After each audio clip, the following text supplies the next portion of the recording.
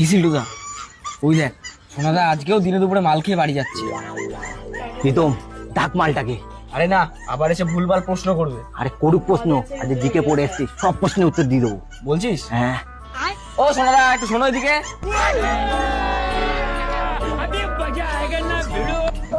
হ্যাঁ বল, কি হয়েছে বল।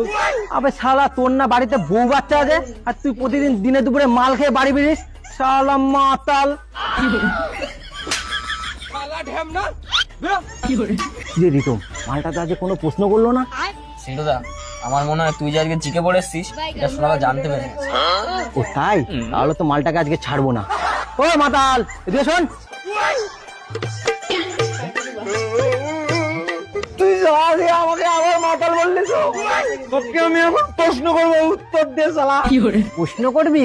পর আজকে কি প্রশ্ন করবি, সব উত্তর দেবো। আচ্ছা তাই, ঠিক আছে বল। তুই অলিম্পিকে দৌড়াচ্ছিস 100 মিটার দৌড়, তুই থার্ড পজিশনে ছিলিস, সেকেন্ড পজিশনকে দৌড়ে টপকে গেলি, বল তাহলে তোর রেজাল্ট কি হবে? এটা সোজা উত্তর, আমি ফার্স্ট হব। তুমি হচ্ছে একটা আস্ত কেলানি। তুমি যদি সেকেন্ড পজিশনকে টপকে যাও তাহলে তো তুমি সেকেন্ড পজিশনই হবা নাকি? তারা ভালো মানুষ প্রশ্নের উত্তর পায় না। চলো এবারে প্রশ্ন করছি, উত্তর দে। এক বস্তা তুলো আর এক বস্তা লোহা, বল দুটোর মধ্যে ভারী কোনটা? ভারী কোনটা? আমাকে বোকা পেয়েছো নাকি? দুটোই যখন এক বস্তা করে আছে, দুটোরই ওজন একই তো হবে নাকি? না, ভুল উত্তর। তুলোর ওজন বেশি ছিল। তুলোর ওজন বেশি ছিল কি করে? কারণ লোহা ছিল 1 কেজির বস্তায় আর তুলো ছিল 50 কেজির বস্তায়। ঠিক আছে, এবারের প্রশ্ন।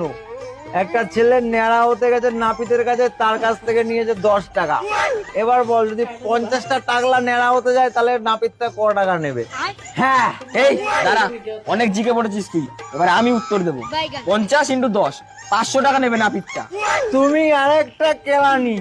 টাকলা আবার কবে থেকে ন্যাড়া হয় ভাই? ঠিক আছে, চলো এবারের প্রশ্ন।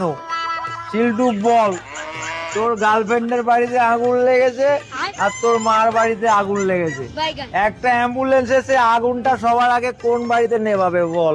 শোন, যেহেতু মা আমাকে জন্ম দিয়েছে, অ্যাম্বুলেন্সটা আমার মার বাড়িতে এসে আগে আগুন নেভাবে। সিল্টু, তোর চিন্তাধারাটা আমার খুব ভালো লাগলো, কিন্তু উত্তরটা ভুল বললি। ভুল? তার মানে? তার মানেটা হলো ভাই